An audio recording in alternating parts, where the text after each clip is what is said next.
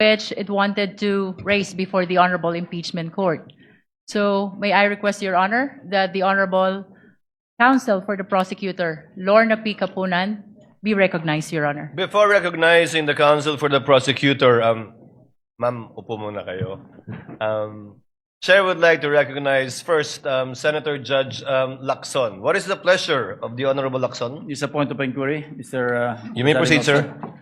Yes, Mr. Senate President, Mr. Presiding Officer, Your Honors, just so it will be clear to our fellow Senator judges, as well as the panel of prosecutors, the defense team, and the public in general, yesterday after your election as Presiding Officer, you delivered your opening statement, portions of which I will either quote or paraphrase as follows. You stated, the Constitution states that conviction can only happen with the concurrence of 2/3 of all members of the Senate. And then you continued, with 24 members of the Senate, a literal interpretation of this means that conviction requires the affirmative vote of at least 16 senator judges. However, you also made it clear that, and I quote, those who disagree have the right to go about it through a legal challenge and sue the Supreme Court by virtue of its power of judicial review, render a different ruling on this question.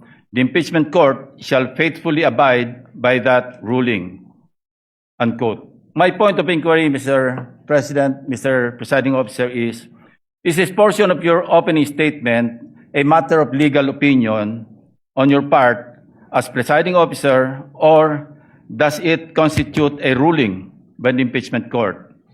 If the response is, it is the latter, does this mean that this court, through the Presiding Officer, has raised the level of discourse to a justiciable issue or a dispute that the Supreme Court may have legal authority to settle and resolve?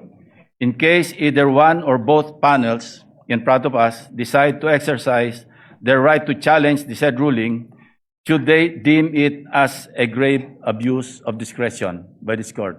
I submit, Your Honor. The response of the presiding officer is in the affirmative. In fact, the journal that we just approved contains a similar inquiry by Senator Judge Cayetano yesterday when he inquired if it was the position and ruling of the presiding officer, and the presiding officer answered in the affirmative. So to clarify, yes, I believe it may be considered already as a justiciable controversy, although it is not for us to dictate that but the courts, given that it is a ruling of the chair not objected to nor appealed by any member of this court, and therefore stands. Thank you for the clarification, Mr. Presiding Officer. Thank you, Senator Judge Lacson.